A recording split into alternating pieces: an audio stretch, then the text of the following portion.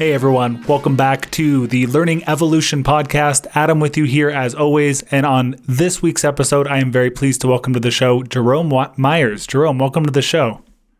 Adam, so good to be with you, man. Thanks for having me on. Absolutely. Jerome, I'm going to do an introduction of you, and I feel like you have so many things you're involved in that I hope I capture it all. I know you have founded multiple businesses, including something you run today called DreamCatchers. You run the Myers Development Group. You are a published author, life coach, podcast host, and I feel like I might be missing something there, but how well does that capture everything you're doing today? I think it's plenty for our conversation today, man. Thanks for doing the research. Absolutely. Well, let's get right in. I know we talked a little before the show about this, but with some of the work you do, you make references to what is actually my favorite sci-fi movie of all time called The Matrix, and you use terminology like helping people get out of the Matrix and taking the red pill.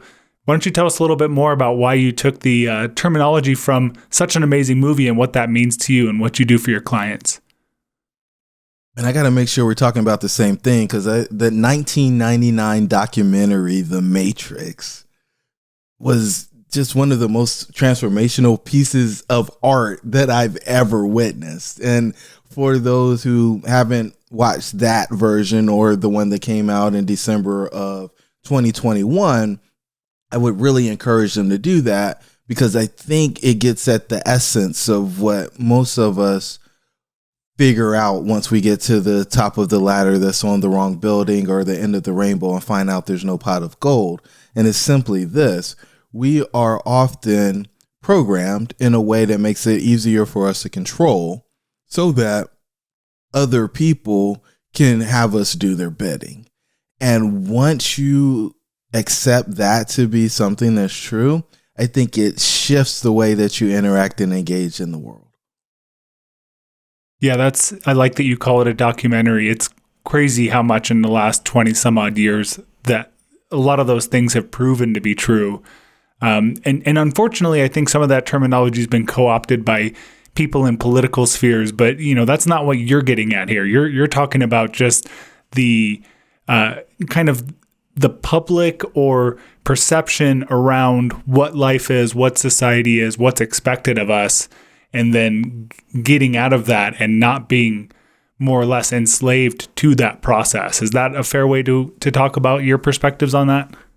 1000%. And if you think of the directors and writers of the movie in the way that I'll call the concept as being bastardized to insinuate hate and to do a bunch of other things, you will know that wasn't the intent when the concept was introduced to the world. And if you watch any of the films, you will see that it is probably the polar opposite of what people are using in political realms. And it's interesting you bring that up, because I've had marketing and branding folks come to me and say, hey, leave the red pill thing behind. You can't overcome the wave of politics, and you can't overcome the wave of misogyny and some of the other stuff. And I just say, well, but for the people who truly understand and the people who were impacted the way that I was, those things aren't real. And that's not what's actually happening. And I believe it's a passing fad or phase, and we can get back to the true root of what this thing is really created for. And it's to have people walk in their truth. It's to have people really explore what's possible for them and then take the action necessary in order to make their dream a reality. Yeah, that's awesome. That movie came out when I was in high school, and I think I saw it 7 times in theaters, and I had never seen any movie that many times. But, you talk about, realizing your dreams, being true to yourself. And a lot of the things that we talk about on this podcast are really about teaching, learning, education. And I don't spend a lot of time talking about K-12 or college education, even though I have some guests coming up that are in that realm. But I do think that the way that we're educated and the way that we're accultured helps to create kind of this view of what the world is. And you see a lot of people, we've seen this for the last 20 years, where there's a lot of discontent in society. There's a lot of people, as they get older, they realize those dreams that were given to them when they were children aren't really the right ones as they get to be an adult, people wanting to get out of the rat race, so many different things that it does feel like there's this false story that's told to all of us that people don't start realizing what the real story is or the real way to go until they get to be older as adults. No question. And again, I'll go back to the point earlier. It's only given to us so that they can control us.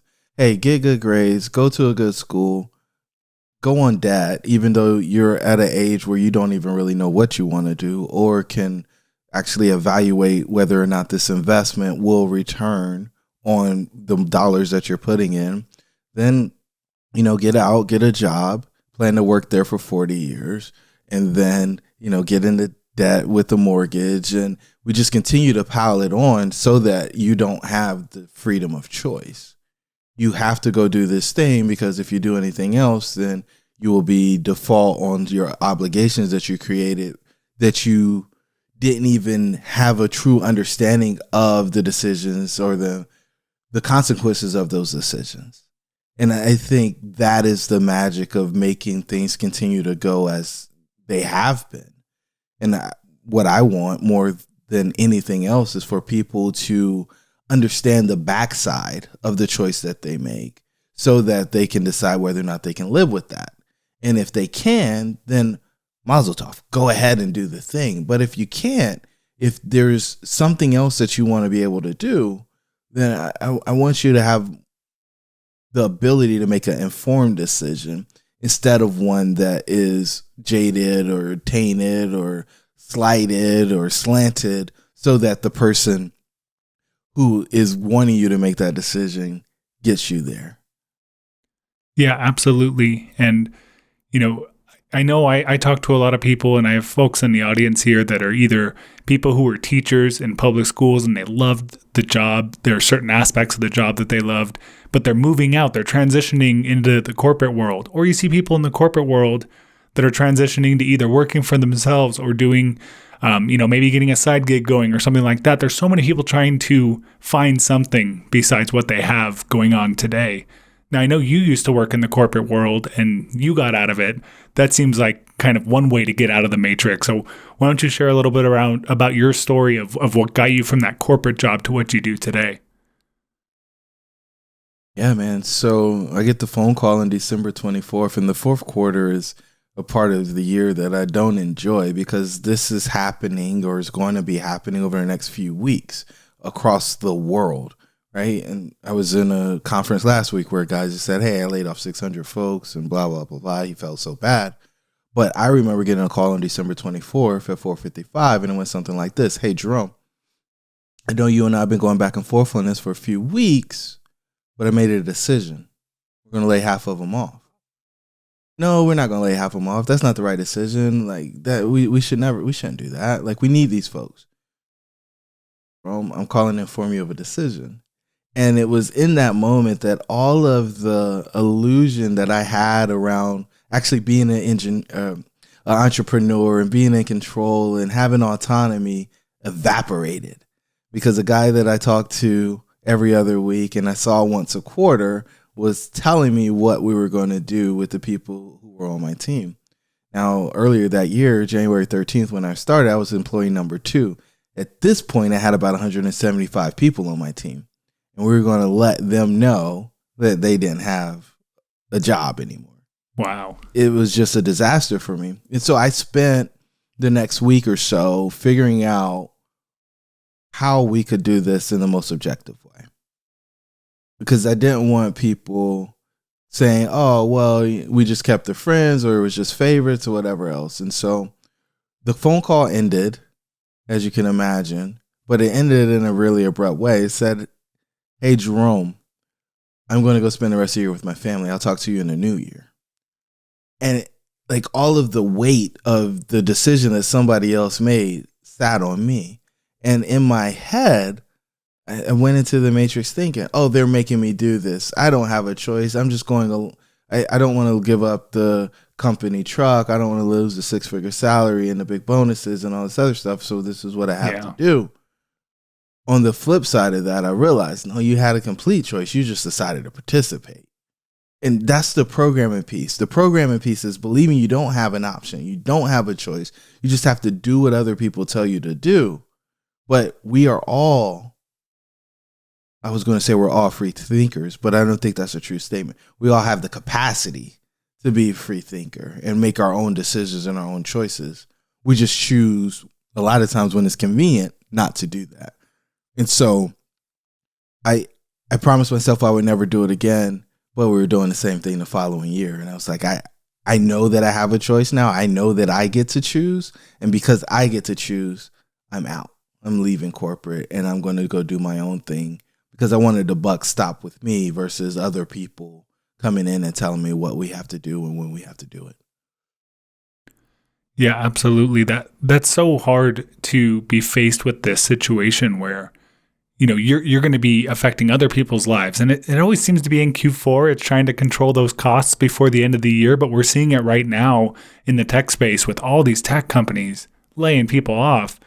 And, you know, it's interesting that you talked about the dissatisfaction that came from not having the choice.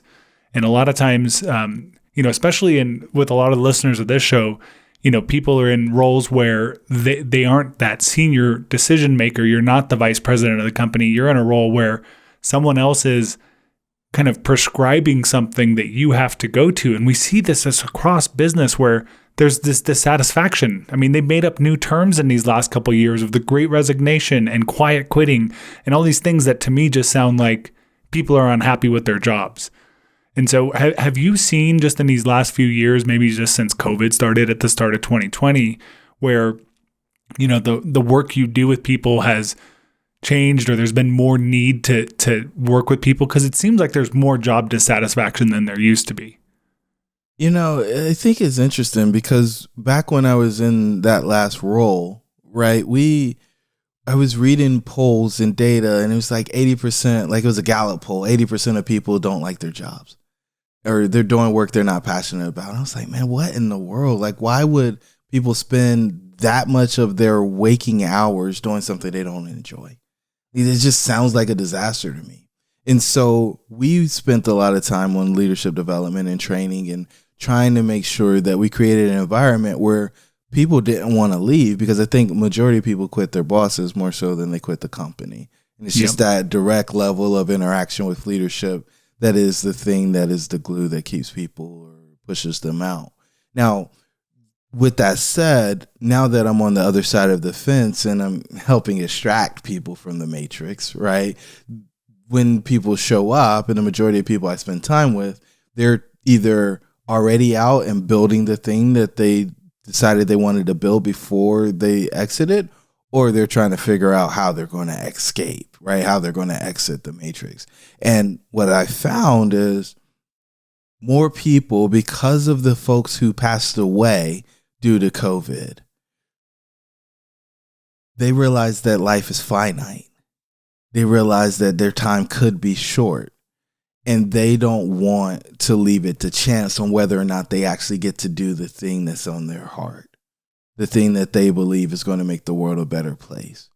And they're ready to serve. And so what I think is death is the great equalizer. Death is the thing that will push people to do things that they wouldn't do normally. And what we saw with the media coverage of COVID, and people, I don't know that there is a family that isn't impacted in some way by the disease. They decided that the time was now they were going to do it, because it could have been them. Yeah, I do think, you know, seeing more people that we lost in a shorter period of time than what we're used to, that was definitely an impact. The other part of that I think really helped people to reflect and see things differently was during 2020 when we all went remote and you had the people who were so used to going into the office, commuting. I used to travel a lot for work, like 75%, all over the world, gone all the time. And then just being home more, it helps you to reset your expectations and reset your values of what's important to you. And now you see these companies that are trying to get people back into the office, and there is such huge pushback to that because people have discovered a new way of life where it's like, I can get my work done and I don't have to be there, and I can also have more of a life. And I mean, have you seen that same kind of shift as well, where people kind of expect a little bit more than they did maybe in 2019 or before that? Yeah, I think the employees do expect more. And for some people, productivity went up when they were no longer in the office. Now, did morale go up? Is culture better now? I'm not sure. In fact, I would probably venture to humbly submit that it's worse because there isn't the connectivity. Are more people leaving? Are they detached or disconnected? I think so. And so being in the same place, I think, expedites the relationship building process and the feeling of community that I think holds people together. And I think we're losing that. I think hopping on a call is convenient, but the level of investment that we've made in order to go to these places and be in these places in the past, I think we need them. And I'm watching leaders fight the same fight that you discussed because they know that the community is the thing that keeps people together.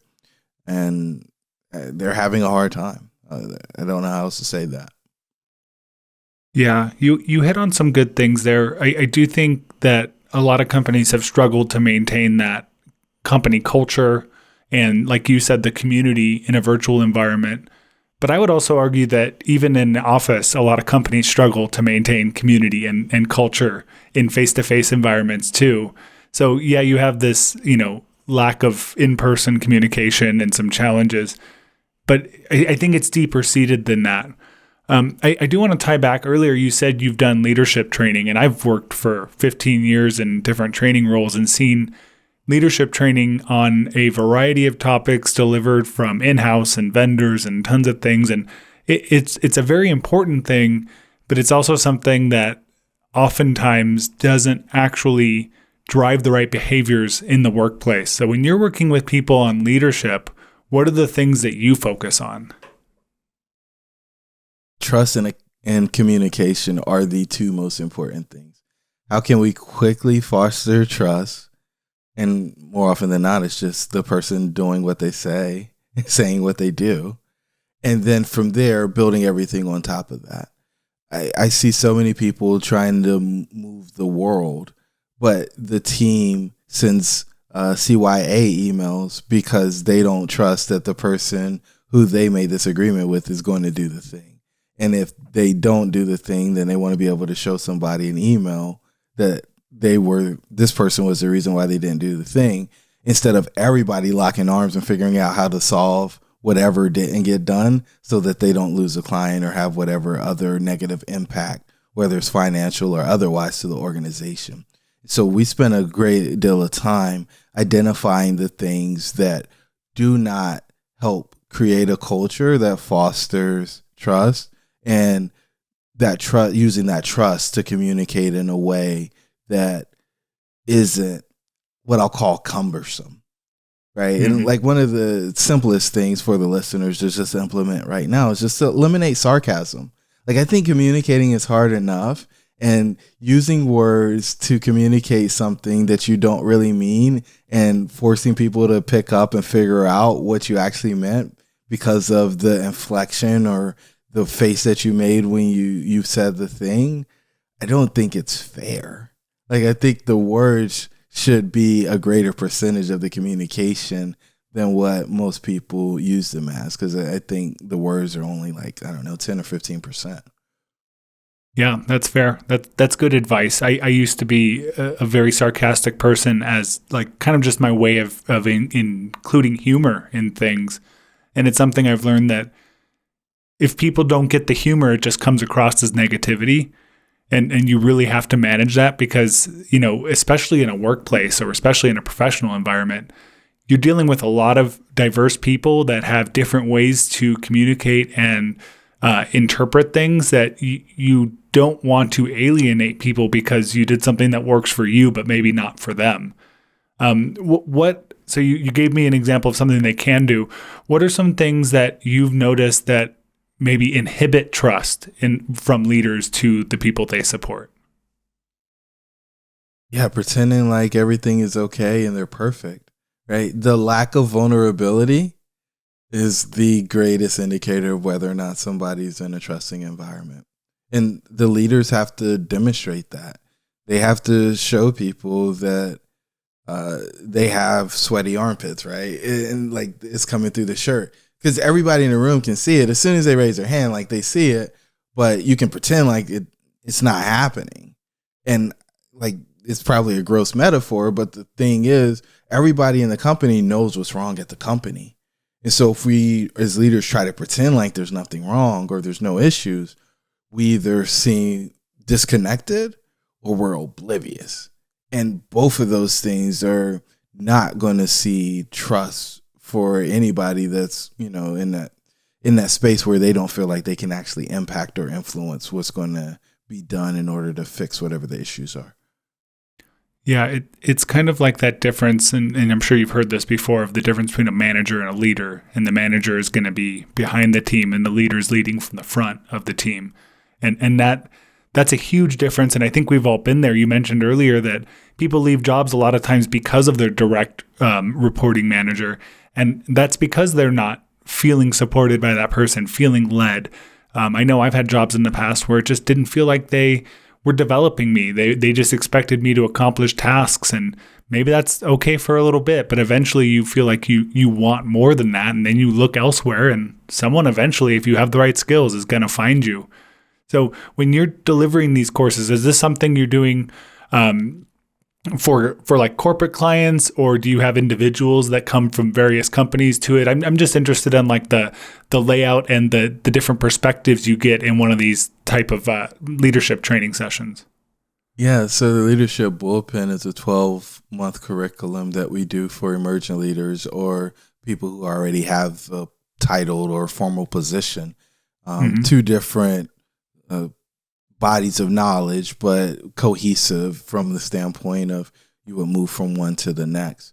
And it's always in a group session, and the goal is to really break down barriers. I think the majority of leaders end up in silos, and so they have their direct reports and they have their own little kingdom. But in an organization, I think breaking down those silos and getting people communicating across the different channels is one of the most valuable things that can happen, especially if there's strong leaders within the organization that might not be in their direct line of leadership. And so what that opens up from my perspective is the ability for the person to come in and share issues peer to peer versus having to decide whether or not they want to vent down, which I think we as leaders have been taught that we shouldn't do. And then if you vent up, then it just sounds like complaints. And sometimes we get the feedback from our direct supervisor as a leader that we need to get our shop under control, which then encourages not to share whatever the issues are that we're trying to vent about or learn about or get some guidance on. And so that peer-to-peer accountability or that peer-to-peer avenue for release, I think, is something that is really valuable, especially for people that are in middle management. Yeah. I think community-based learning or cohort-based learning, as it's called sometimes, is a huge way to learn. And I think a lot of times people, having been in the learning and development space for a very long time, people tend to learn from people who are more similar to them, even more than they learn from the expert who is maybe at the front of the class or leading the course, so to speak. And so I think that's a great element. And I also like that it sounds like, correct me if I'm wrong here, but you're getting folks that they're not all from the same organization, right? They're from different places that come into the leadership course to take it. The way that we've done it to date is it's going to be within an organization just because we dive so deep into what's going on, challenged employees, calling them by name at times and forcing the folks who are on the leadership team to have the conversations that they might not have otherwise. There's just not a venue for that conversation with the backdrop of the content to use the words in the book to actually facilitate that conversation. We think it works really well because if you're talking about a production meeting or you're talking about a financial report meeting, you can't really talk about the interpersonal dynamics of the relationship between you and a peer. And, they sent this email to try to make you look bad or whatever the thing is. Like, and your supervisor probably doesn't want to have the conversation at all. And then, well, you go to HR to complain. Like, it's like going to mommy to tattle. Like, it just doesn't seem to work or play well. But if we're having a conversation about radical candor or the 5 dysfunctions of a team or something from John Maxwell, 21 irrefutable laws of leadership, like those concepts, and we're asking for real-time concepts instead of this imaginary thing that you get from the book, it becomes real right now. And we can apply it against the challenges of the business today. And I don't know that there's a more effective way to actually learn because you can apply it in real time. Yeah, absolutely. And I think that's good because there's the context, like you shared, like going over specific things, which you can't do if you have people from different organizations. But also, I think making things real is one of the things that I champion a lot as far as good training goes, because there's too often, and we've all seen this, whether it be workplace training or if we think back to school, or even just what a lot of online courses tend to offer, where it's just information. And even if the information's good, if it's not applicable and real to your world, it's probably not going to help you that much because there's only so much information we can retain. So what are you doing? The other thing I'm interested, because it's a 12-month program, what are you doing to make sure it sticks long term? Because sometimes these kind of things will come, they're really revved up for like a couple months, and then they go back to their normal ways of work after a certain period of time. So how do you ensure that the change that they learn from these courses is something that sticks with them and affects the business past just the period they're going to the courses? Yeah, I don't know that we can make that stick, right? But what we do is we reinforce the concepts throughout the course. And so what you learn in month 1 will come up in month 11, right? And we'll refer back when we're having these conversations about what's actually going on in the business to the stuff that happened in the past and say, well, how could we avoid this? Or when we read we read about the concept of the leadership lid. Well, does that apply here? Like, what have you done to grow your lid? Are you having that conversation with your team because you're frustrated that they're not acquiring new skills? What have you done outside of come here? Are you reading books? Are you listening to podcasts? Or what are you doing in order to raise your lid on whatever subject or topic that we're discussing? And I think that reinforcement is the biggest piece. And the only other thing that I think is valuable is when we do the recap, we have the conversation about how this made a difference. And the whole point there is just to get people to see how things have changed through their diligence. And showing them that mirror is the hope that they will continue the behavior because it's got a positive outcome or positive consequences on the backside. And, this kind of comes back to the programming conversation we were having earlier. If you can program the behavior of people to do things that reward them, then I think you get them to continue those behaviors. Yeah, that's good. I like the reinforcement and having them share what they're learning, because everybody does learn a bit differently.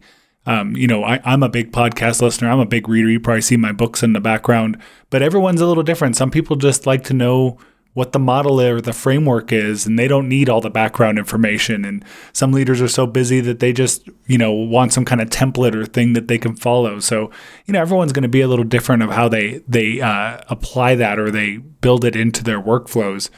So let's shift a little bit. We've talked about what you do with leadership. What else do you offer to folks that helps them? I know you talk about like making your dreams real, and we talked about the red pilling thing earlier. So besides the leadership training, what are some other things you work with your clients on? Yeah, I mean, all of our core program is based on our model for a centered life called the red pill.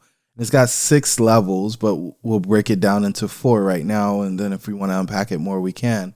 but we work to do four things. We want to reduce stress.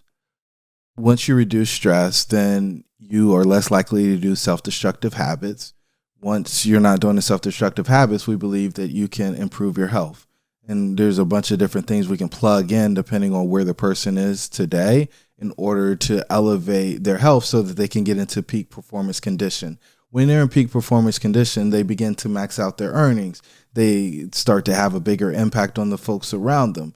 And so that piece for most folks is where they feel like they have maxed out. They've gotten to the top of where they can go.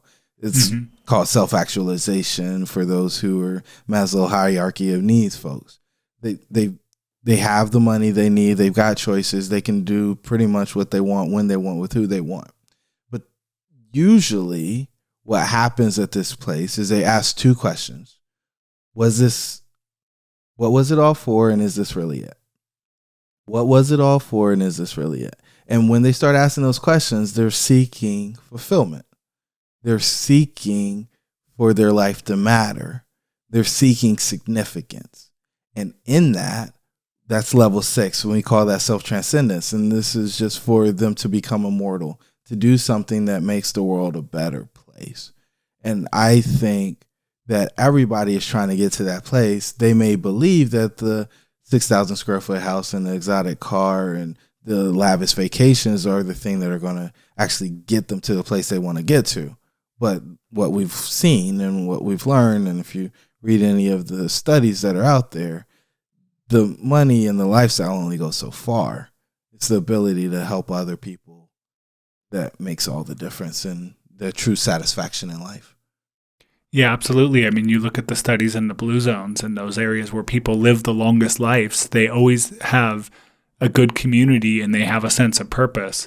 And unfortunately, with all the amazing innovation and technology and change that has happened more or less in the last 100 years, but really especially the last 20 to 30 years, it feels like we've lost some of that. It feels like, and that might tie back to those things we talked about earlier about the job dissatisfaction, the great resignation, the quiet quitting.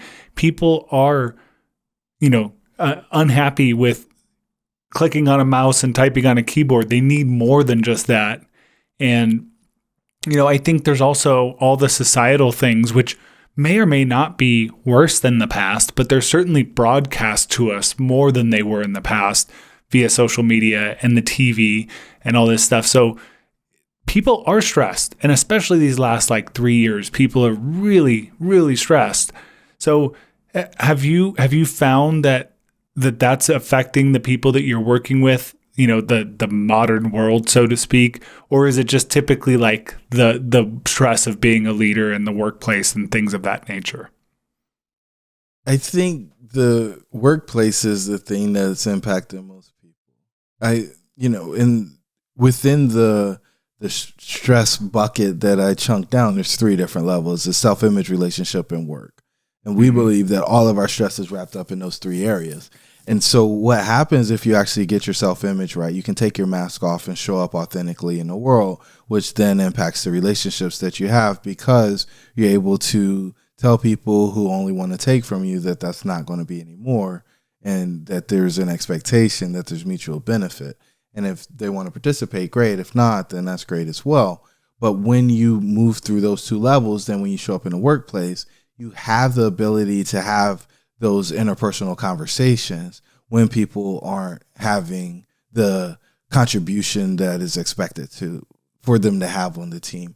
And this is something you can do from a place of integrity because you've done the self-image work and you've done the relationship work.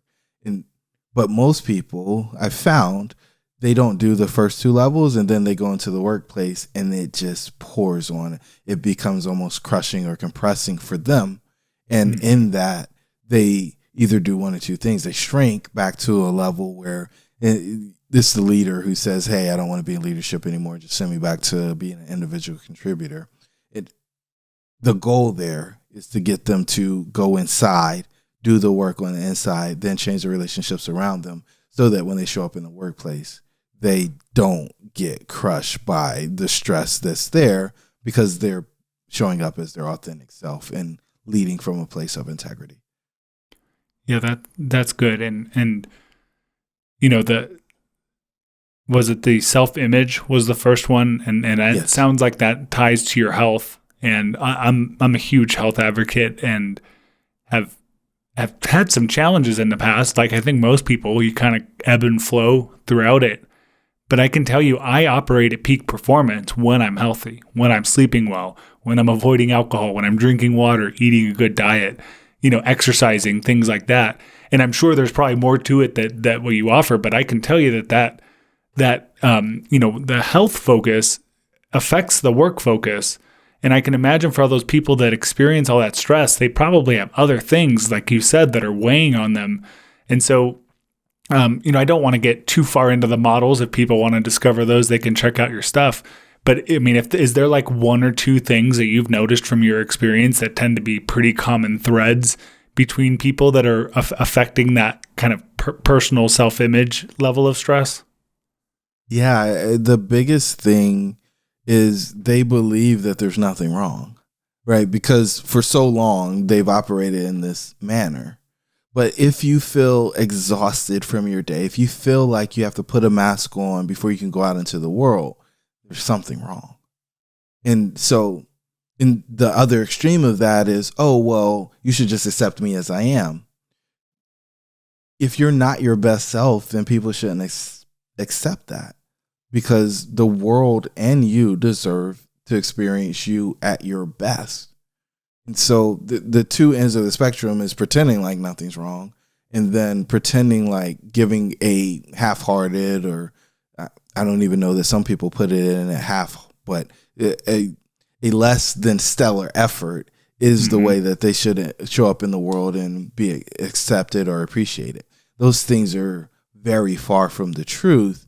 And when we start to actually do the internal work to unpack why we are where we are, like for the person who just says, accept me as I am, it's usually because they experience something and they feel like if they try, and they'll know that they're not as good. And so it's better for them just not to try. Unpacking when they had that experience and why they decided to make that a piece of their identity is, as cliche as it may sound, transformational. I can imagine. And this level of stuff that you're talking about at this self-actualization level, it's stuff that really a lot of companies don't focus on that much for their employees. Or if they do, it feels like it's this kind of tacked on, hey, go to this therapy app that we have a discount for, or it's something that's not really addressing the specific problems that people have. So I think that's a good place that you start there. What's next? So after self-actualization is realized, what is the next focus after that? Transcendence. So it's creating that life of impact. And I like to call it immortality, but in the model we call it significance. So how can you think about putting your mask on first, because that's what the lady or the guy on the airplane tells you to do in case of loss of cabin pressure. Well, we have to do that in our own lives. And so you work through level 1 through 5. 5 is being prosperity. Now you have capacity to go out into the world and make a difference. And so capacity is related to your time, talent, and treasures. So a lot of people just say, oh, well, how much money did you give away? Or how much time did you volunteer? But we have these gifts, and these gifts are the thing that I think the world is really craving from us. And we just get to decide where we place them. But we don't actually have that luxury until we achieve a certain level of prosperity. Mm-hmm. Yeah. So what would you say to someone who, they work for a job that they don't really feel like they get a lot of fulfillment? Maybe they've dealt with the self-actualization part of it, but it's just they just feel like whatever employee number they are at whatever large corporation they're at, and they have tasks, but it's not really delivering on that fulfillment or that change. Where can they get that from if they're maybe not getting it from just the day-to-day tasks? So what we encourage people to do is spend some time alone and actually seek the answer, because all the answers are on the inside from that standpoint.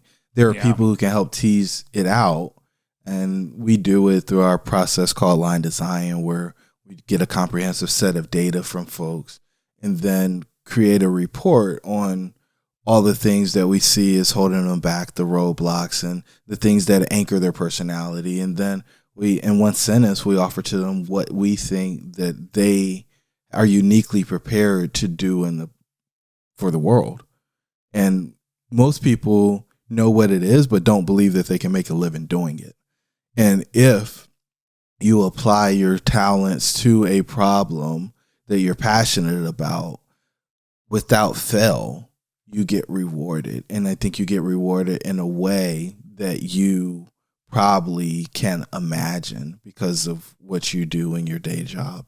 And I think that's the piece of it, Adam. If I take it back to the movie that most people are stuck on, they feel trapped in this space and they feel like a cog in a machine versus actually being an individual, a human being who is out here trying to make humanity's experience better. And when we could get to that place where we're making humanity's experience better, I think the world just becomes a so much better place.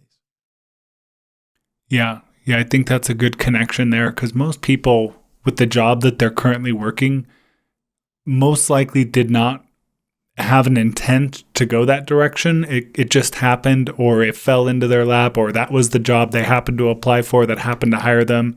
And once you're there, a lot of us, like you said earlier, we accumulate debt and bills and all these different things that it kind of feeds the machine where you are almost stuck there and people are afraid to try something new or go out on their own. That's why these layoffs that are discussed in the tech industry right now are scary for a lot of folks because they just kind of want to just stay in this safe little bubble.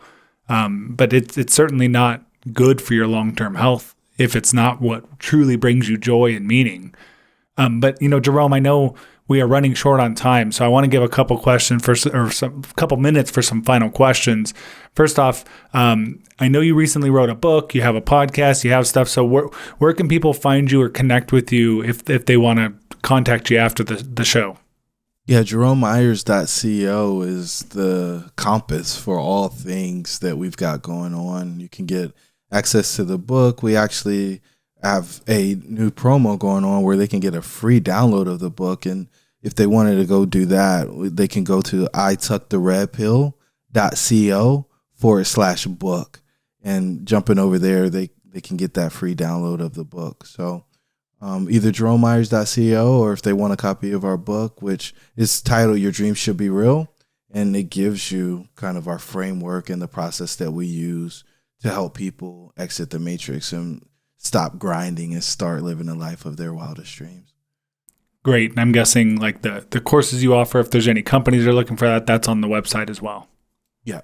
That stuff would be at JeromeMyers.co. Yeah. Perfect. Well, Jerome, I ask a question of every guest, and I'm interested in curating this from the different people I talk to. So just what's one thing interesting, either personal or professional, that you've learned lately that you just has been a benefit to you? Yeah, I hang my hat on this concept that I got from a couple of years ago, and it's still one of the most profound lessons that I've got. Actually, you know what? I'm going to switch it up. I'm going to give you one from last week because you said recently. And what I have learned is that the more valuable you are to your business, the less valuable your business is. Interesting. Give me a little more context because that piqued my interest of that quote did. Yeah, so, I mean, we're content creators, right? We have podcasts. We render services in some way, shape, or form to other people. And that's not sellable. And so whenever you're creating a personal brand or you're creating an organization or a company, you want something that can be transferred to somebody else. And if not, then you're stuck doing the thing over and over and over again. If there ever comes a point where you no longer want to do that, then more than likely you have to turn your revenue streams off. So if you can create something where you're solving the problem that you want to solve, and your unique gift or your process is being used to solve that problem, you can get other people to work within that framework, and that will allow income to come to you without you having to be the one to go out and generate the income. Yeah, that's great. That's what I thought you were getting at. I just wanted to dig in more. And even for someone who's like an employee of a business, don't take too much on yourself, right? Find ways to delegate, to outsource, to make things automated. Time is the most valuable asset in life. It's the only thing you can't get more of. So you might as well maximize what you're spending your time on. So that's some great wisdom. Thank you, Jerome. But it's been a pleasure talking to you. I'm glad that we got to meet and have this chat. And we'll have to do it again sometime. And this was awesome, Adam. Thanks for having me, man. Definitely. And to everyone at home, thank you so much for listening, and we'll talk to you soon.